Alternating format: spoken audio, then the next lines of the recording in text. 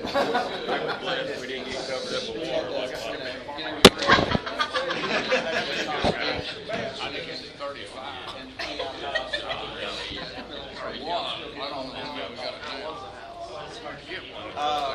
What's that?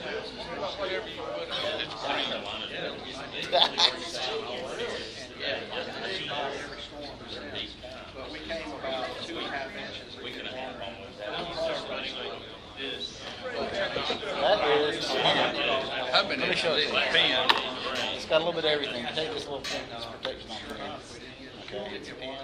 Wow, that's good. It's a stylus for your phone. That's why it's got the phone. Right. You can turn it like this. Wow. Yeah, and then you have the The whole downtown flooded, but we survived. fancy, huh? That is fancy. Man, is it a pen? Yeah. Yeah. How was it? Oh, yeah, okay.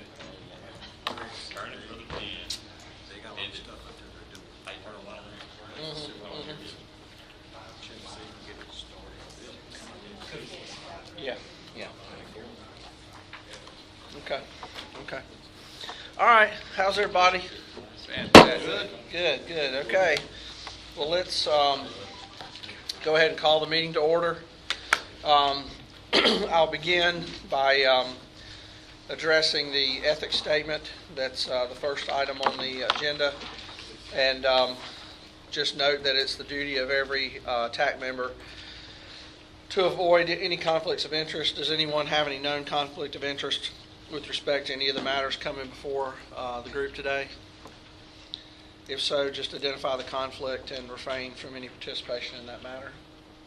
Anyone have any conflict that they know of? Okay, we'll move on then. Next is public comment period. Is there anyone here who would like to speak during the public comment period? Okay, no public comment. So then action items are first is the consideration of the minutes from last month's meeting. Take a minute if you didn't get a chance to look at those in advance. And then I'll entertain a motion with regard to the minutes. Mayor, I'd make one correction. I was at the last meeting. Okay. Okay, so we'll need to add you. You got that? Yep. Okay. Any other changes? I'll make a motion, we approve the minutes as amended. Make it second. Okay, motion to approve the minutes as amended and seconded. Is there any comment on that motion? Okay, hearing none, all those in favor, please signify by saying aye. Aye. Is there anyone opposed? Okay, that motion passes. Next, I'll go to Greg for consideration of transit performance measures. Sure. If you guys recall, we have done this several times in not too distant past. We've passed performance measures related to safety, pavement, and bridge system performance, and now we have before you our transit performance measures. If you follow along in your packet, beginning on page 7, and really turning to page 10 for attachment A, kind of goes through the description of our transit performance measures. Each transit system is required to do a transit asset management plan. These performance measures or targets are included in those plans. Also, with respect to the higher MPO, we are required to include the performance measures that are in each system plan. So we have smaller transit agencies such as Davidson County Transit, Randolph County, and Guilford County. Those are all covered under the state's transit asset management plan, and their performance targets are listed on page 11. We also have a regional system as part, which they have separate measures. Their measures are listed on page 12, and then we have the High Point system, our local system, which their measures are listed on page 13. Federal Highway and Federal Transit Authority tried to, would like to have all of our measures be common, but with all the systems and the different sizes of the systems and the different needs involved, we're just unable to do that. So what we've done is we've developed kind of a state level a regional, and then our local system performance measures. And those are included, that's what is included in the resolution, beginning on page 7. And again, if you have any questions, I'll be glad to go through these with you, but basically it's just making sure that each system, all their equipment, their rolling stock, their vehicles, and their facilities are up to date, and they have a plan in place to, as vehicles age out, they have a system in place to replace those vehicles in the facilities and things like that. So this is the last of these performance measures that we'll have to approve. So once we get this one approved, it will go into our long-range plan just like the other ones have done so far. So I'll be glad to answer any additional questions. And we have our local or our state level, Davis County Transportation, Randolph County, they're here as well. If you have any questions for those folks.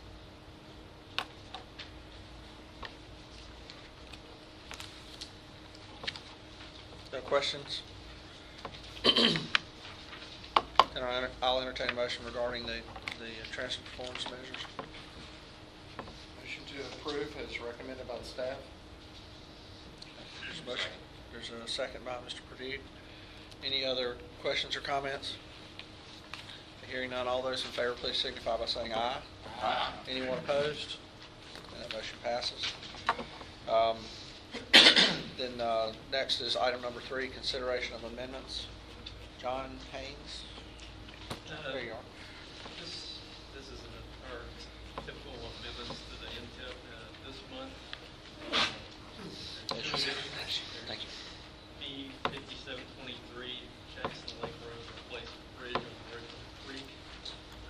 U6122, Galmore Dairy Road, upgrade corridor to Super Street. That project is 99% in the Greensboro MPO and 1% in the High Point MPO. For STIP modifications, R5787, R5788, and R5789 are Division 7, Division 8, Division 9 projects to use, upgrade intersections to comply with the ADA, and they'll be using transportation alternative TA funds for those. On the back, U5308, Finch Farm Road, Kennedy Road, widen to multi-lanes, utilizing built NC bonds, and U5896, South Main Street, High Point, Business 85 interchange, also utilizing built NC bonds. That's the amendments this month.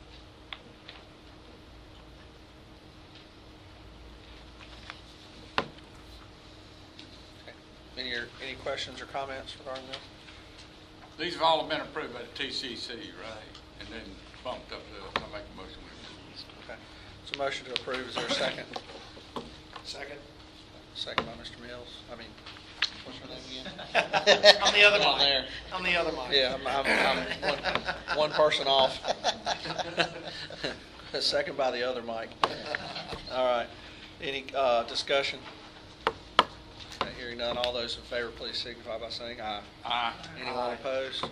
That motion passed. All right. Next is item 4 regarding High Point Transit. Andrew, you here? Yeah, there you are. The resolution support can be found on page 18. PTD was awarded $9 million in statewide CMAQ funds to support new transit services and conducted a call for projects to agencies in non-attainment maintenance counties. High Point Transit System is requesting $392,000 in CMAQ funds to implement 2 new routes, Route 22, the West Lux Connector, and Route 26, the Northern Circulator, and also add trips to Route 25, Jamestown GTCC. These new services were suggested by the Short Range Transit Plan, and they'll start service later this year. City of High Point will be responsible for the 20% local match. We're asking the TAC for a resolution of support as a supporting document part of this application process. We've budgeted for the match, Yes. already in the budget for this year? General funds. Yeah, okay. No budget amendment necessary for that? It's already in, okay. Okay. Any questions about this? All right, and I'll entertain a motion regarding that. So moved. Motion approved and seconded. Any discussion? Okay, all those in favor, please signify by saying aye. Aye. Anyone opposed? That motion passes. Greg, you're next. Sure. Spot update.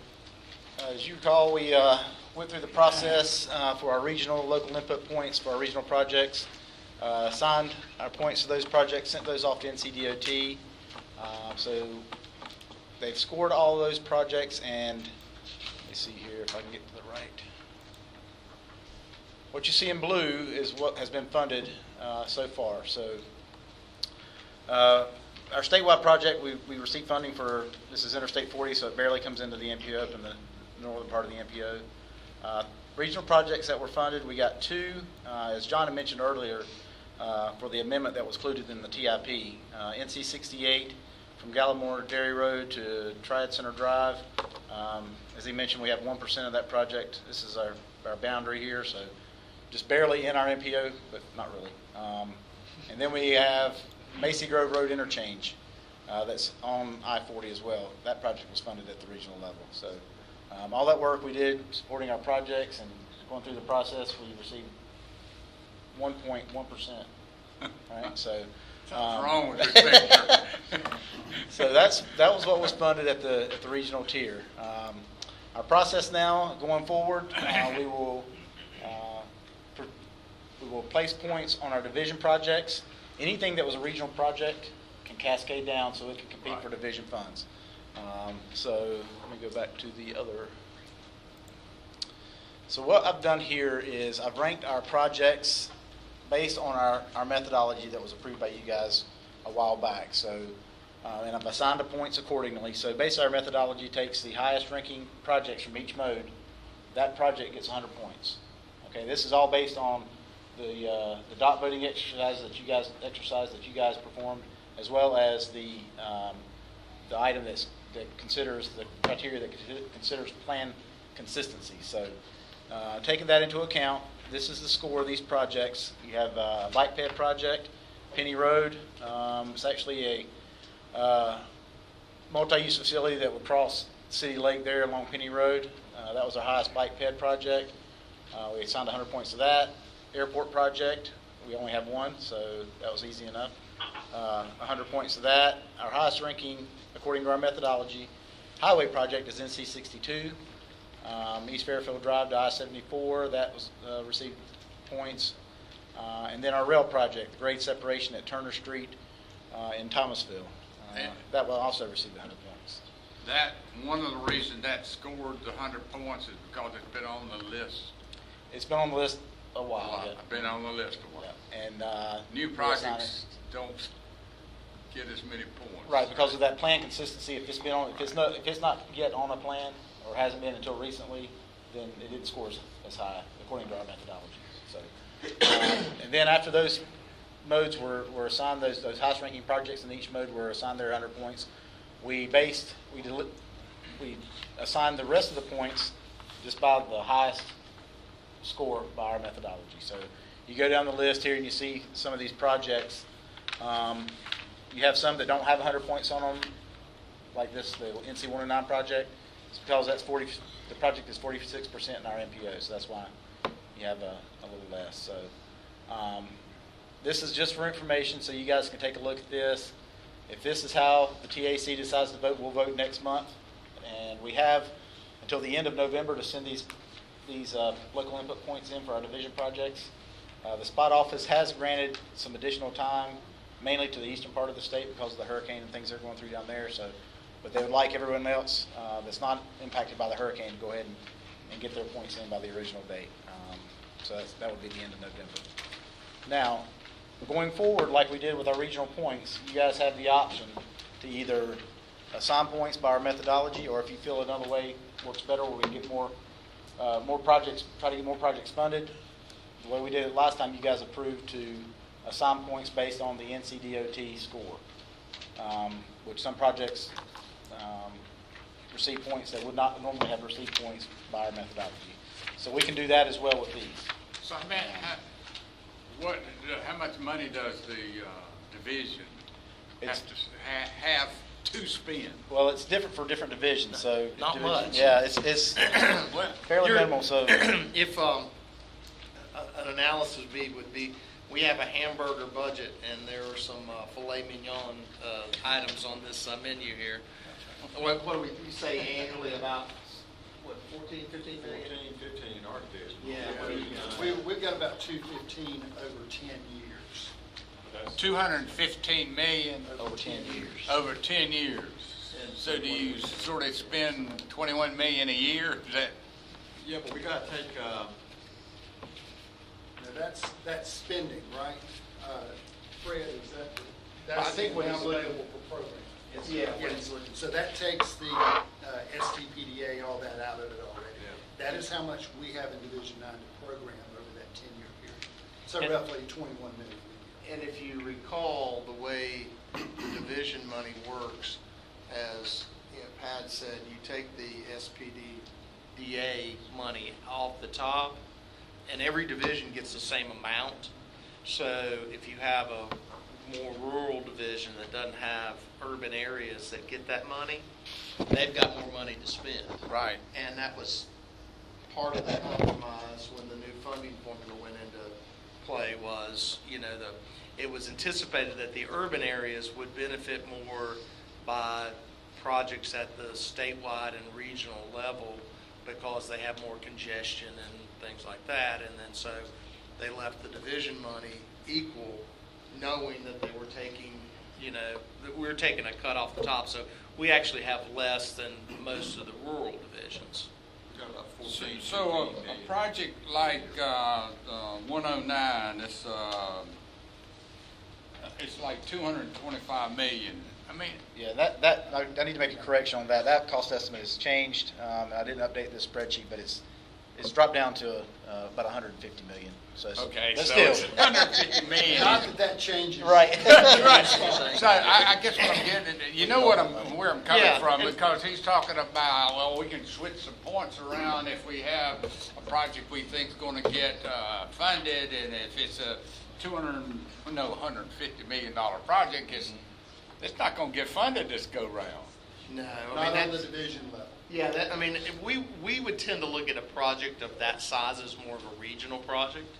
But And- they cascade down. Well, no, but it's yeah, still that- a regional you're- project. Yeah, you're allowed to do that. They do cascade down, but from our perspective, to fund something, of that magnitude, it probably needs to be done at the regional level, because what would happen if we were to fund, a $210 million project, it would then take, in That's it. Division 9, it would take every penny for 10 years Right. for one project, which most people wouldn't like.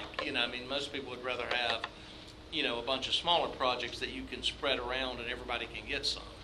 I think isn't that a regional project anyhow? It is. So we Yeah, would not, and- I know Division 7, if there's another funding source available, from a regional standpoint, we would not even entertain trying to fund that from a division standpoint.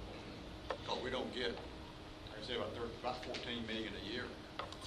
So in other words, between now and next time, we need to be studying this. Yeah, seeing- and I can provide you some additional spreadsheets and information and divide these projects out so I can put all the division projects together and then the regional projects, so you can see kind of the breakdown of the division level projects.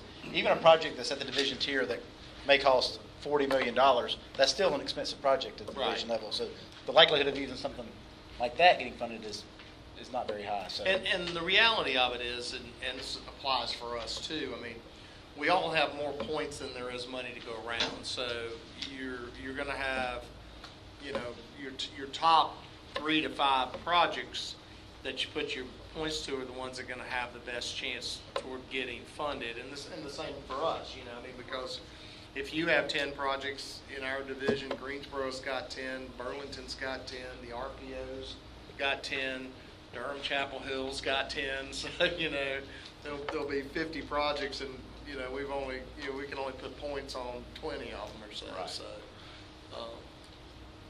yeah, I think your smartest strategy would be to focus on 5 or 6 that, you know, you really think can get funded based on how they score and the points and stuff. And then obviously work with Mike and Pat to make sure they think those are good projects too and would be willing to put division points toward it. And then maybe it's like the Winston Road streetscape, it turns into a major project, right? We hope that doesn't happen. Vision 8 has 250 million over 10 years, Yeah, a little bit more than the others. yeah. Okay. So load up your Division 8 projects. He said, "Load up the Money's on the table. There you go. I'm sorry, but I don't have anything to do with it. The unfortunate part is that even if it gets programmed within the 10-year period, if it's in the second 5 years, it needs to be rescored again next time. So it could just flounder out there in the last 5 years forever. So you're gonna provide us with some information that puts them all together Yep. and Yep. The way and this, then yeah, the TCC will approve this before it comes here. right, we'll make a recommendation at our next month's meeting to go forward, and then you guys can approve it or So not we approve need to or change review it with our TC member Yes, definitely. before it gets here. All right, thanks. Yeah. And if you look on down through the spreadsheet, just one quick, this shows the projects that are highlighted in blue, like was on the map I showed you. Those are the projects that were funded. There's 3 of them, but like I said, the I-40 Macy Grove Road, and then the NC-68 project that's more in Greensboro's MPO. So, but yeah, this is for information. If you have any questions, send me an email, call me. We can go through these. I know Mr. Myers has called, and if he didn't understand something, we've worked things out. And so anybody else that would like to do that, feel free. If you don't understand something, give me a call. We'll go through it. Okay. Any other comments or questions about this topic? Okay. All right, other Mike, your turn now. My turn. Yep. As y'all might have noticed, we had a little weather event, primarily in the eastern part of the state, although we were prepared for it to impact the whole state because we didn't know what kind of path it was going to take and the severity. At one point, I know everybody in this room who's involved in transportation planning, it looked like that it would hit the coast and come right through the triad. So we all had to be ready, and I think Division 8 actually probably had more impact than Division 7 and 9 because they go a little further south. But it was significant, and I'll share with you one set of figures that I think kind of sum it up for us. As of Monday, a week ago, September 7th, there were 1,645 road closures in the state. And there were only 479 reopened at that point. As of yesterday, September 24th, there were cumulatively 2,469 road closures. That's all the roads that have closed, even those that had reopened. So we had almost 2,500 roads closed during that time, but we had reopened a little over 2,000. So that's a testament to the nature of that storm. You had a lot of roads that were closed because of downed trees and power lines and things like that. And about the time you start clearing those, then the flash flooding comes. So you got the second wave the first wave is the trees and the power lines. The second wave is the flash flooding from the rain that just sat over the state for 3 days. And then the third wave we're still in, which is the river flooding. So needless to say, it was a challenging time for the department. I'm personally incredibly proud of the work that DOT did statewide. I had the opportunity to visit our operations center with the State Emergency Command Center in Raleigh, and I looked in offices and people had air mattresses in there where they were spending the night. There were people that didn't leave for 3 or 4 days, and they were working to maintain awareness about what routes were closed, what routes were open. There were there were numerous days where there was no good way to get to Wilmington or other cities in the east by road. And of course, we're trying to get, utility trucks, emergency vehicles, supplies, water, food, things like that into these areas. And when you don't have a good roadway to get there, it's challenging. So they were very creative in coming up with routes to be able to do that, and answering calls from the emergency management folks who, were trying to get there. One thing that you'll hear a little bit more about in the future, because I'm getting them to work up a little PowerPoint presentation that I'll come back and give to y'all in a couple months. But the Global Transpark, I don't know how many of you know what that is. It's a industrial center in Kinston that has it's on an old airport, and they have a huge runway. They've used that as basically the emergency operations center for the storm and for the whole coast. At one point, they had 1,500 first responders there from like 12 states, ready to deploy wherever they needed to deploy. They had 20 or 30 helicopters from the National Guard and some from the Coast Guard there. They brought in all kinds of supplies, food, water, generators, anything that a community might need. And they were able to, depending on how you could get there, deliver it by truck or by helicopter if necessary. And they were running all, when someone called and said, "I'm stuck on my roof, come rescue me," that's where the call came to, and they dispatched somebody. And they, I think they had over 5,000 rescues of some nature, either by boat or helicopter. And including, I went down and visited last Friday, and they were still, in the major,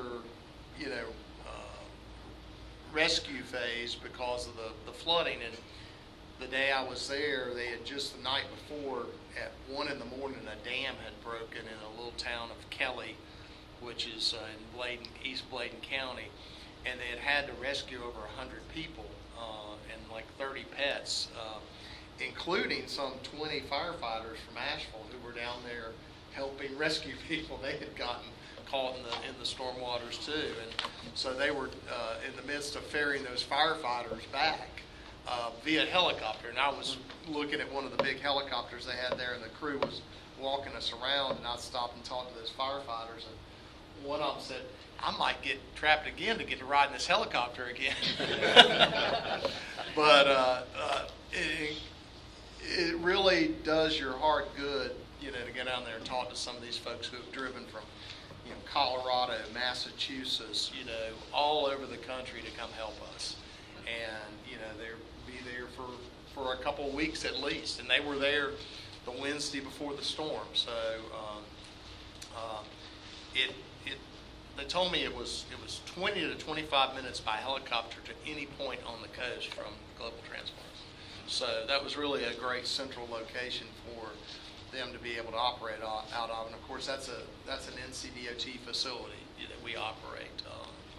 So it's nice to be able to see that in operation. But it's going to be, a long time for some people before they recover. And the really sad thing is there's a lot of people who had not recovered yet from Matthew 2 years ago that, here, they're flooded again. So your heart really goes out to those folks. And one of the biggest challenges for us as NCDOT was to try to keep people off the roads where it wasn't safe. I can't tell you, how many times, we get calls, "Hey, I'm thinking about going to the beach this weekend," and we're like, I really wouldn't do that. It's not a good, it may be sun shining down there, but they probably can't get gas. There's not much food in the grocery store, and you can't get there, And so, that was a challenge. And also we had to, we always have to have a big campaign, shockingly enough, to convince people not to drive around barricades for roads that are closed. And, several people, unfortunately, lost their lives doing that. So, that was a major effort for us trying to get that word out. So, and we're lucky. We didn't have major impacts in this area. I know We were all dealing with some downed trees and things like that, but Division 7 has sent crews down to the coast, and Division 9, I know, was ready to go, but didn't have a hotel room nowhere to stay. And I know Division 8's, they've got their own issues to some degree, so I don't know if y'all were able to send anybody or not, but I'm not sure. yeah. But I know that, But we've done a pretty, in my opinion, a pretty remarkable job of reopening the roads. Some of y'all may have seen that picture, the drone video of I-40 in Pender County. That was It dramatic. looks like a river, Yeah.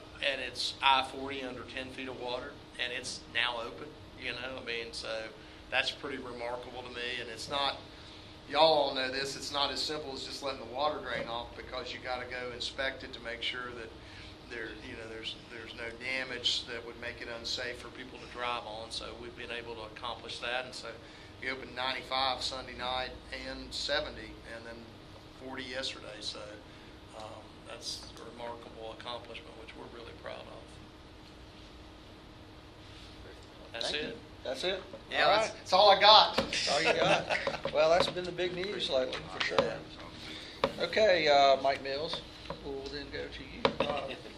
My staff report is, I think it goes on page 28 in your package. The first one is intersection Christmas and Tarrant Road in Wendover. That project is almost complete. We're still waiting on the handrail to come in. Hopefully that will come in soon. The only thing holding that project up from being actually completed. The next two projects are two locally administered projects. One's construction pedestrian bridge over East Fork of the Big River. That is supposed to be let in September of this year. And the next one is pedestrian improvements on North Main Street at Lexington. I think there's some issues. The city has some water and sewer lines that have to be replaced in that area. Is that right? That's correct, I yeah. think it's a whole that starting. They're The working next on one, adding intersection. that. I'm sorry, go ahead. I say they're working on adding that work into the project now. The next one, intersection improvements at Kivett Street and Greytown Road. The signal plans are complete, and construction is underway, about 75% complete on that. Intersection realignment and intersection traffic signal at Johnson Street and Sandy Ridge Road. This is this interim project that we're doing ahead of the Johnson Street project.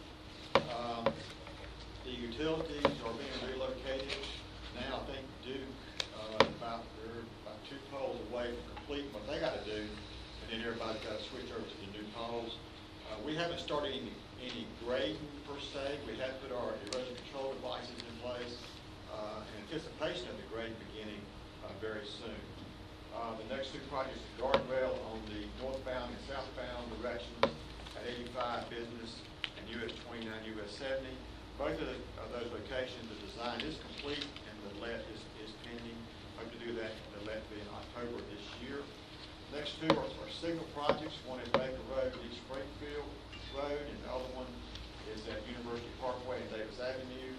The signal plans are complete and the metal poles are pending at the Baker Road, East Springfield Road intersection. Metal poles are becoming an issue in Division 7 with the fabrication. I guess there'll be a shortage. So we're having a lot of projects that are being delayed waiting on the metal poles.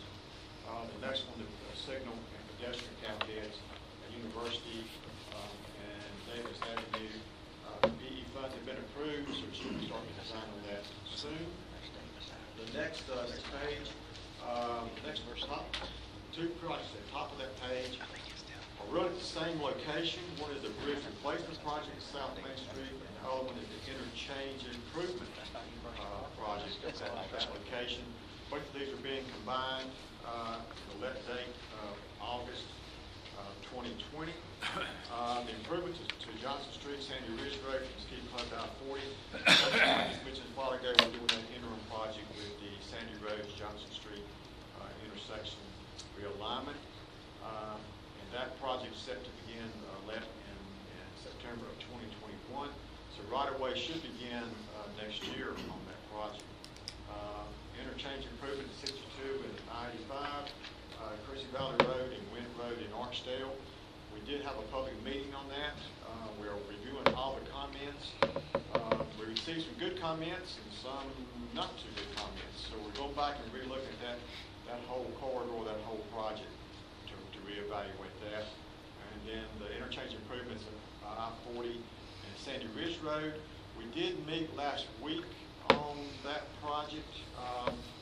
This one's kind of complicated because we're trying to combine the 40 widening and 40 business widening in Division 9, Forsyth County. So all those projects will come up under this interchange. We're looking at right now probably 5 lanes in each direction under that bridge. We're close to having not the final design, but eliminating some designs for consideration. The next 4 projects, there are later on in our TIP process, so those will be reevaluated under P 5.0, so we'll have another staff report on those later. That's my report, Mr. Chairman. Got any, glad to answer any questions. Anybody have any questions about any of these projects? We'll move on. Brandon? Brandon's not going to be I'm sorry. Good morning. We also have Brian. Matt Kitchen, our assistant I'm still learning engineer. everybody's name. That's all right. We are on page 34. Handout. Like all our projects are in planning and design. If you go down to the third one, U5308 Finch Farm Road, we're looking to hold a second public meeting at the end of October, beginning of November. And we have a 2-week P 5.0 comment period that started yesterday. And we have a 1-week comment period that people can actually drop into our new office in Carthage. That begins next Monday. That's it? Okay. And remember, he's got money. He's got a lot of money. Okay, Pat. My report starts on page 35, just a couple of projects to highlight. They're almost wrapped up with B3159, which is the interchange project there in Lexington. They're trying to finish the concrete medians, and then there'll be the final surfacing on all that, but I think everybody will agree it's already working It's tremendously looking well. good, looking Yeah, good. So I think they're almost finished with the noise wall. That'll be done, and then this fall we'll be working with the city on a landscaping plan for the interchange as well. The pavement rehabilitation project on I-85, I-5793 is on schedule. You'll see a lot more work. I think they're beginning to work on the roller compacted shoulder replacement. So there'll be some lane closures out there. So that project's not scheduled to be complete until October of next year. Safety project on 2970 or Business 85. They're at Evans Road and Moose Lodge Road. They're pretty much complete. They've got a few little things to do, but it is complete and appears to be working very well. We will evaluate that over the next year and see if that does what we anticipated it would do.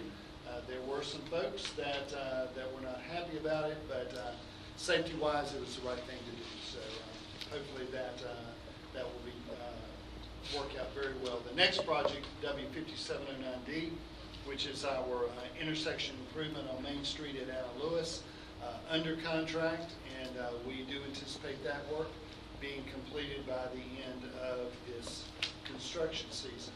Of course, on page 37, we are in right-of-way acquisition for the interchange at Davidson County Community College with a letting date of January 2020, and working on final design for the highway widening project U5757. On the last sheet on page 38, want to give you a couple of updates on we have bridges for Clyde-Felcher Road. I just got an update on our folks. They were originally scheduled for October 24th. That letting will probably be delayed until November 14th. We're still having some right-of-way utility issues we're trying to resolve there. And then the roundabout Project number 47729, it's an economic development project at Edgar Wood, the Edgar Wood facility. That has really been a more complicated project than it needed to be, but we're still working on right-of-way and utilities there. We had anticipated beginning construction long before now. It'll probably be spring before that project is completed, but we are working directly with the county and some other folks to make sure that there are no issues with once that facility gets open and running. So we're moving forward with that. Any questions? One thing I will mention, I put a card, business 40 card at everybody's desk. I know that that doesn't pertain to a lot of folks in there, but a lot of people are impacted by that project. This is just to announce we have a series of public meetings in October that's going to describe what is going to be happening over the next few months, particularly the closure of Business 40 that will begin in November. One thing that we were actually able to work out with the design build team is an acceleration of that project. The closure was originally supposed to be for 20 months. We actually worked out with them, it could be open as early as 14 months, so about a 6-month improvement there. So a lot of that will be discussed at the public meetings, so if you have an opportunity to go to one of those three, please do if Business 40 impacts you. So anything else? Thank you. Okay, thank you very much. Federal Highway Administration report? Yes, sir. One item, as Greg mentioned, we've been adopting targets for federally required performance measures over the last year. Most of those targets, the way the schedule works out, is they're 4-year targets with the opportunity to adjust at the 2-year midpoint. The one outlier are the safety performance measures and targets, and those are adopted annually. The NCDOT has adopted their targets back at the end of August, which gives the MPO 6 months, 180 days. So at the end of February, we'll have to choose whether to set their own targets or again, choose to support the state with their adopted targets. In that area, the Strategic Highway Safety Plan, which is the framework for which the state has set their targets, was last updated in 2014. I believe they are looking at at scoping the potential updates, looking at that framework at the end of this year, beginning of next year. Thank you. Any questions on that? All right. Michael, you're next. He's on Michael the phone. here. Michael's on the phone. Hello, Michael. Yeah, my reports are on pages 40 and 41. And if anybody has any questions, I hope you took time to look at it. And if there are any questions,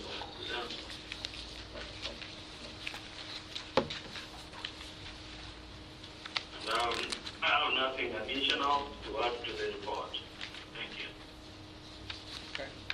Anybody have questions for Michael? Okay. Don't hear any.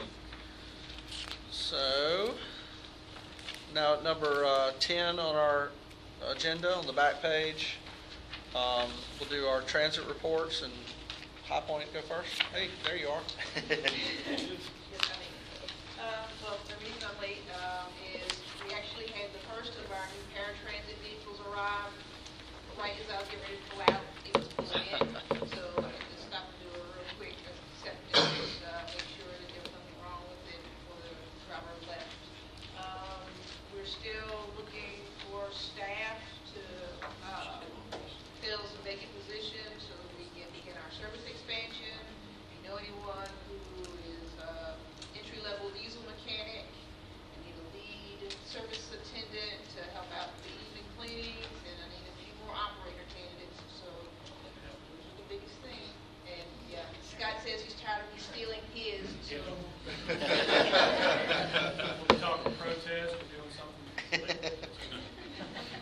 Try to work together. Those are pretty much the big projects, was the service expansion and oh, and we are expecting one new bus, replacement bus to be delivered in February from Unified. Any other questions? Anything going on in the world of transit? Thank you, Angela. Okay, Davidson County? A couple of things to add to the report. One is to talk about new buses on here. We actually ordered those buses, replacement buses yesterday, two 25-foot LTVs that are well needed. So hopefully about 6 months we'll have those two buses in use. On our plans to expand for Fort deviated fixed route, we're still working for ahead, really looking at the January start on that. Our first phase of expanding the service though will begin October 1st, where we go take the hours that we operate in Lexington and connect the route in between the two cities of Lexington and Thomasville. We're going to go 6 a.m. to 6 p.m. on all three routes now, Monday through Friday. So we're adding some hours of service there, which will be a benefit to the residents. And then if you scroll down a little bit, join us for the Barrier Awareness Day. That's October 5th. It's the first time it's being held in Lexington. That's a great event for folks who can experience what it's like to either be in a wheelchair, be blind, or deaf, walk around the city or ride on a bus. We'll be picking up people to take them to Walmart so they can experience Walmart either in a wheelchair or a walker or blind. So it'll be kind of a neat event. We've got about 60 people signed up, and they'll still take your reservations. Ready to go. Thank you. Any questions on that? Okay. Tawana, is Tawana here? Hey. Hello. Out in the corner. We don't have a whole lot, we have a lot going on, but nothing alarming. Of course, we are regional, so Randolph was not greatly impacted, but our Montgomery County office did have some damage because things were a little bit worse there, so we got a lot of water damage in our office, so we're recovering from that. But in addition, we have finally set a date for our steering committee meeting for the community connectivity plan. So that will be for October the 31st at 10:30. Will be our steering committee. Thank you. What was that date again? October the 31st. October 31st. Okay. All right, and then Scott? Yes, sir. Park. Some information in your packets, and what I wanted to go through is placed at your places a copy of our annual report that some of you may have already received in mailing, but if not, hopefully you have an opportunity to look at that. Have a handout related to Business 40. Part has been working, I believe, on commission before over previous months. We've been working with NCDOT as well as the City of Winston-Salem on coming up with some various strategies and outputs and things with regards to Business 40. I know that this is not the Winston-Salem MPO area. Quite honestly, we all know how many folks travel between jurisdictions. So the information that I handed out is one of our packets that we're sharing for various groups and outreach that we have involved as far as just giving some education on mobility options. We have some incentives in place with regards to employees that are affected in this traffic relief zone that we call traffic relief zone that are basically going to be in Winston-Salem impacted by the closure. So incentives dealing with van pools and reduced fares for employees that work through their employment centers or their places of business to get signed up to receive some of those incentives. The other piece that I would mention, and this is really more of encouragement for all the jurisdictions here, even though you may not be directly involved with the activities of Business 40 closure, I would encourage folks to consider putting something on their websites, at least as an information item, to where it can be linked to either PART's website or NCDOT's website about options and alternatives with regards to getting into and out of business Winston-Salem during this construction period. I know Mr. Ivey had mentioned that they're looking at this project being fast-paced over 14 months, but I'm sure you've heard many times before, this will be impactful to many people in this entire region, because that is a major roadway that's going to be closed, and we have all the folks that are traveling today that are going to be dispersed elsewhere. So think about how that's just going to spread, and it will be impactful. So it's really about the options as far as what folks make decisions on and how they actually exist for how they're going to get around, as well as around here in the High Point MPO, as well as Greensboro and so forth and so on. So look at that information. There's plenty of things that we have on our website, as well as NCDOT, Winston-Salem's. You'll see a lot more things with regards to advertisements and public outreach. If you have anything that you need, jurisdictions or that you'd like to be included, just let us know. We have to help you out any way we can. Mr. Chairman, we have to answer any questions about that or anything else that we have. Anyone have any questions? One last item, sorry. Sure. Real quick. There is also an activity that's going on in the region, and I've shared this with many of our jurisdictions. For our region, we are going through an advanced technology ITS plan. So this is something that Federal Highways, as well as NCDOT, is taking the lead. There is a drop-in session on October 16th with regards to developing a regional ITS plan. This is an important piece as far as your MPOs and your jurisdictions if you're dealing with advanced technologies, which could be signal systems or it could be things related to transit faring or anything that you're talking about utilizing technology. And having those plans in place actually support the funding that's being requested. So we've not had, our last time we've had a regional ITS plan, I think we're close to a decade, more than a decade. We're way past due.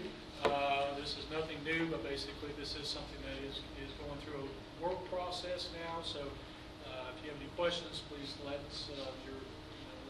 myself or any of your MPO know. But we do have a meeting on October 16th. That will be a regional meeting, drop in for different work sessions on various aspects of advanced technologies. Yeah, just to let you guys know what he's talking about, John is actually attending contact for our MPO for that. So if you have any questions or anything, he's the man to talk to. So. Anything else needs to come before the board? Okay. All right. Well then, entertain a motion to adjourn, or do we need a motion to adjourn? Okay. Second. Motion and second to adjourn. All those in favor? Aye. Anyone opposed to adjourning? Okay. We're adjourned.